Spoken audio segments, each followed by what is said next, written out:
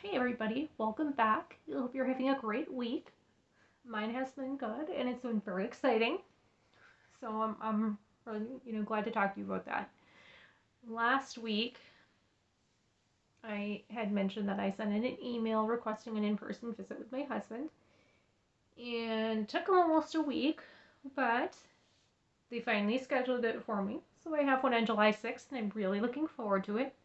I know he is as well. So yay, we've got that coming up. And the other really big thing that's happened this week is that I have gotten a new job. And it's all happened really suddenly, actually, because I was previously working for a great company.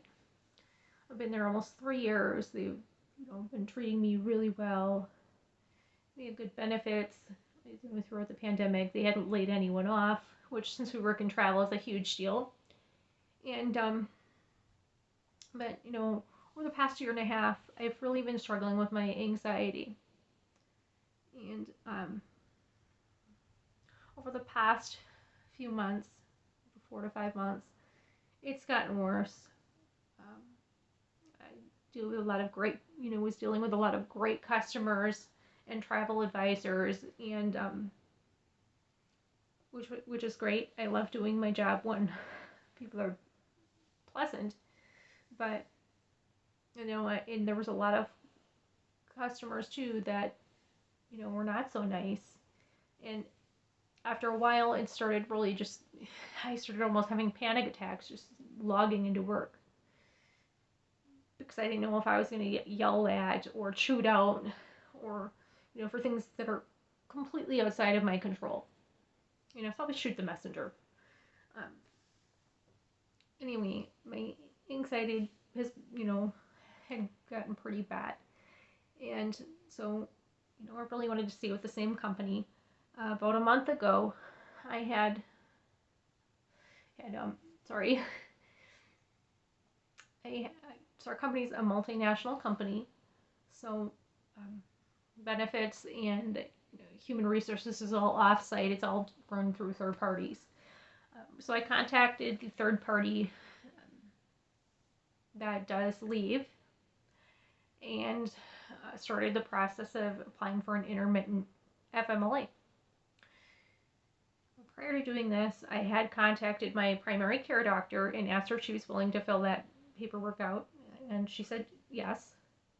So then I contacted the third party and asked them to,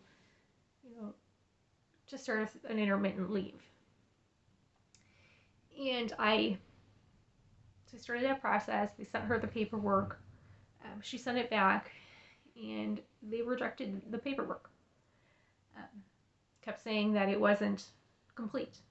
So my paperwork got sent, refused about 5 or 6 times, and eventually it was just like, rather than go through the headache of having her submit the forms yet again, I said, this is just a sign that, I need to explore other options. So, believe it or not, last Thursday or Friday, I started sending out online applications. By Friday morning, I had, interviews scheduled, and got an offer right away on Monday. Pays a little bit lower. It would be working, or it will be working at a commercial laundry facility. So they do things like uniforms and towels and hospital gowns and rags and floor mats. So I think I'll enjoy it. It's going to be a lot of time on my feet instead of sitting at a desk, which I wasn't really crazy about anyway. And I have to deal with any customers. And this past Monday, I had actually put in my 2-week notice, and my intention was to work that out, because that's 10 working days. So I worked part of the day on Monday, and then I had a family emergency come, so I missed most of my shift on Monday. I worked Tuesday for some hours that I had scheduled. And then I was supposed to work Thursday. Well, prior to the start of my shift, I started having a panic attack. And I ended up emailing them and just letting them know that, hey, I know I put in my 2 weeks notice, but I'm not going to be able to work it out. I'm having panic attacks. And, I know they're not real happy about it because, my intention was to work out that 2 weeks, but, it's for my mental health. I'm not going to torture myself. Contacted the management in my new job and said, hey, can I start tomorrow? And they said, sure. So I'm about to be starting my new job right away. So those are the, the two big things.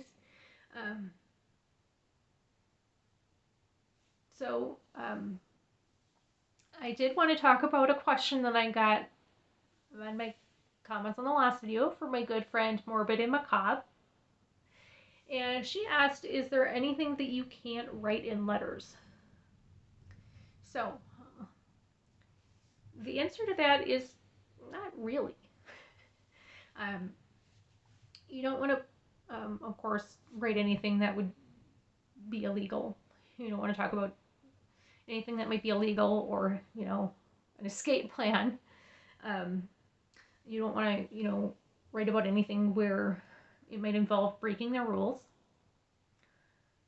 But other than that, you can pretty much write anything as long as you're not going to be embarrassed that somebody else reads it. Because how the mail works in the prison system is that when you send out a letter, so I sent out a letter to my husband, it everything gets opened there before it's handed out to the guys, and it's read. So if they see something that involves either illegal activities or rule breaking, there's going to be a problem. But other than that, as long as you're not embarrassed for somebody to go through your mail and read it, you can pretty much write whatever you want. We've sent, it's a little embarrassing, but we have sent occasionally fantasies back and forth. Just to keep things a little exciting. But like I said, as long as you're not, too embarrassed that somebody might read it, there's not too many limits. The only thing that does not get opened is mail coming from an attorney. That is something that they are not legally allowed to open, but anything else is fair game. So what else can be allowed in? You can send in pictures, of, yourself, your kids, your pets, whatever, as long as there's no nudity. And their definition of nudity is not like you're bare naked, even. You can send a picture of yourself, say, in a thong underwear, for example. Because if you're showing butt cheeks, that's considered nudity. It's ridiculous, but yeah. So other than no nudity, you can pretty much send in whatever kind of pictures you like. In our state, they can't have pictures of other inmates, although why they would want them, I have no idea. But so that's that. And then as far as greeting cards, you can send in greeting cards. Some people go the route of Hallmark. Since I make greeting cards, I kind of try to be personal and send my own. The only thing with sending in a homemade card or even a Hallmark card is that it can't have any layers or stickers or anything like that. It has to be just like a folded sheet of paper. You can stamp on it, you can color on it, paint on it, but it can't have any layers. Because gosh knows, you might stick something in between those layers. And I laugh at that, but I'm sure it's been done, which is why they have those rules. So yeah, you can send in cards. We have discovered a service online called Shutterfly, although there are others out there like Freeprints where you can send little photo books in. They are allowed to have those. They're considered a publication. So they can have photo books, or through those websites you can send in prints. So we've done that. And when they get their mail at the prisons, it depends on where they are. Where my husband is, they don't get the envelope, they just get the letter. Some facilities, the guys can have the envelope, the open envelope, but they tear the stamp out of the corner because people put things under the stamp in the corner. And in other facilities here, and I've heard this, which surprises me, the guys are not allowed to actually get the original letter. They get a photocopy of the letter because apparently people on the outside have been dipping them in liquid drugs and sent them in. So some places will give them just a photocopy of the letter and the original gets either returned or destroyed. So there's not much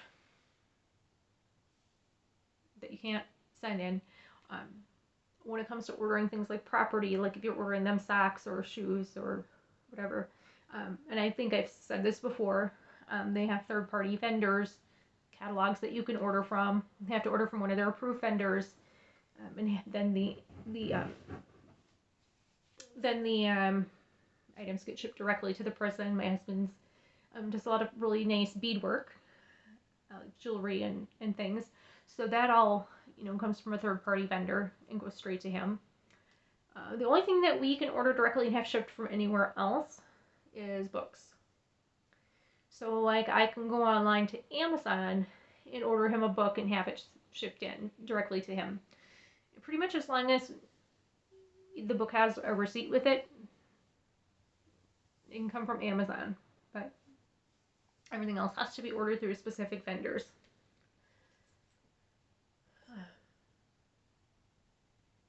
So, talking now that we've answered that question, I do want to talk about what actually happens at a visit. What's it like to go into a prison? So, most of this is going to be, well, all of this is going to be pre-COVID because that's my experience up until now. And excuse me, allergies. So when you first get to the prison, you park your car, and then you go in the building, in the lobby. And pre-COVID, you'd be waiting in a line. And once you get to the front of the line, you check in. You say, hey, I'm here to see inmate so-and-so. This is their number. And then you have to show your ID to prove that you are who you say you are. So they check you in.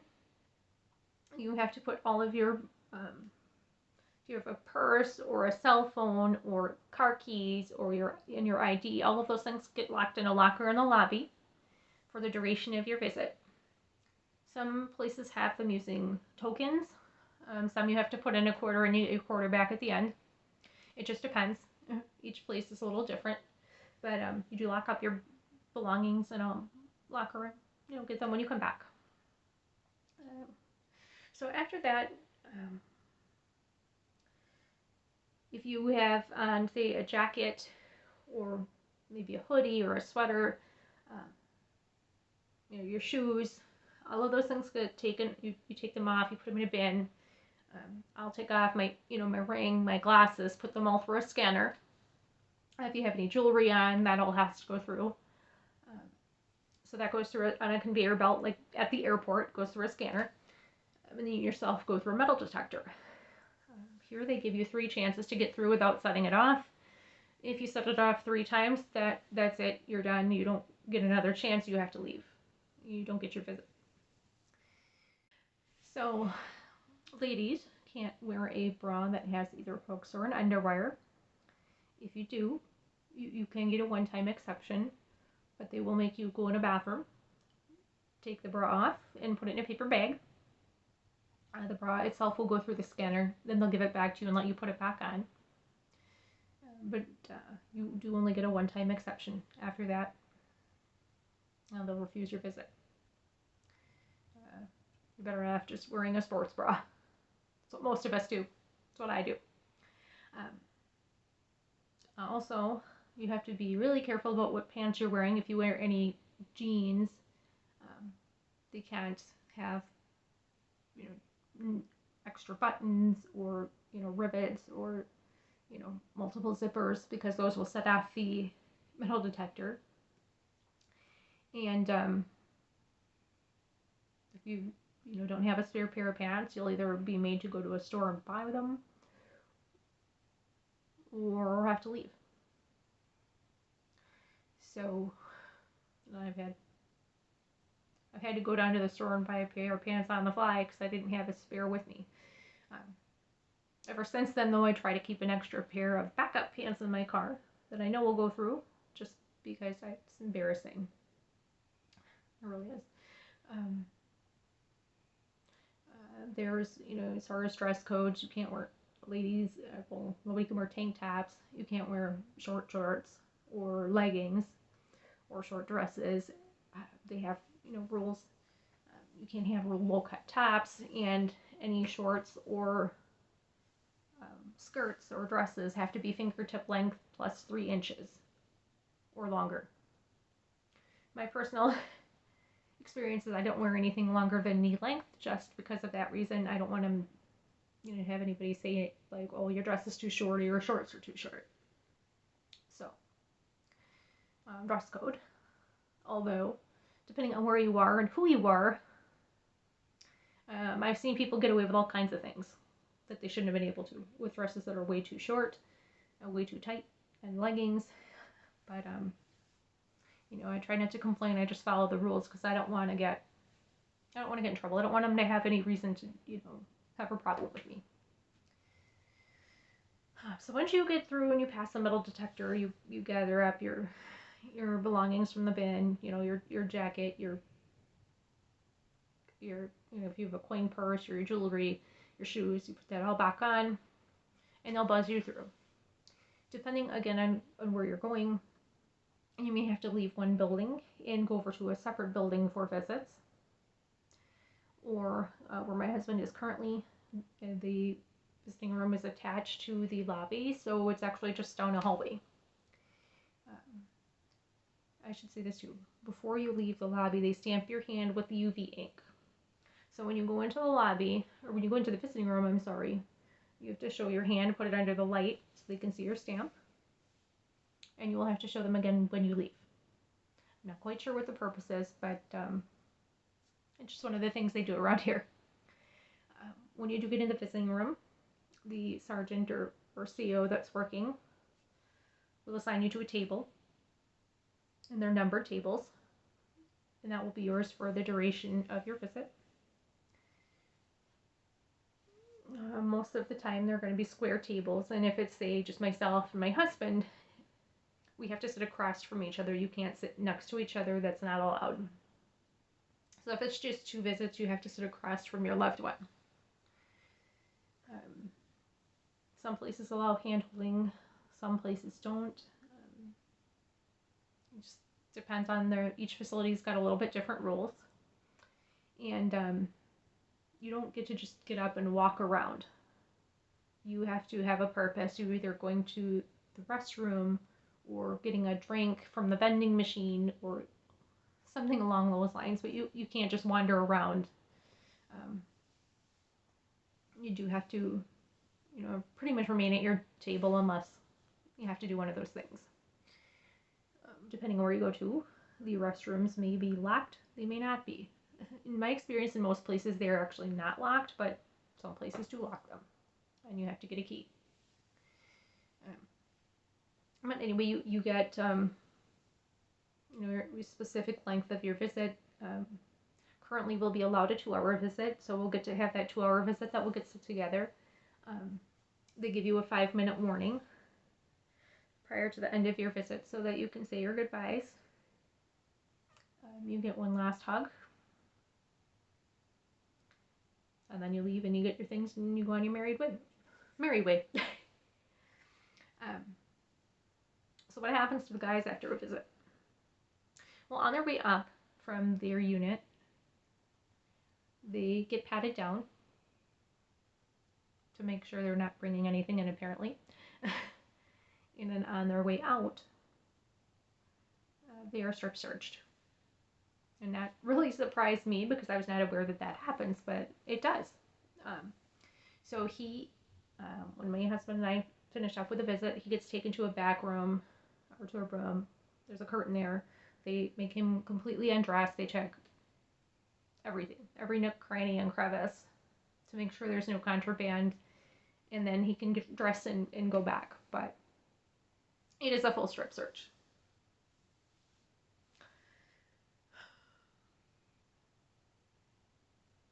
So one thing I want to tell you guys about me is you're going to notice that I don't wear makeup. I don't do a lot with my hair. It doesn't look perfect. I'm what you might call a hot mess.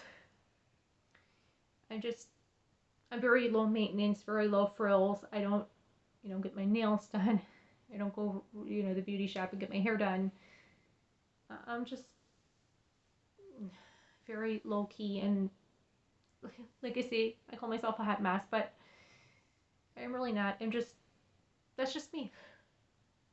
I'm low maintenance, and you love me or you hate me, but it's me. So, it's not like I, don't care about my appearance, but I just don't have use for makeup, or I don't even know how to use the curling iron.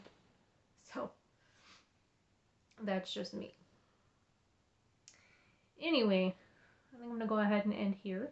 I appreciate you so much for everything. I love that you guys are watching. Please go ahead and hit the like button. Give me a thumbs up. Let me know you like the video. Please go ahead and hit subscribe. Click on the bell icon so you get notified of new videos. And please leave any comments or questions in the comments below.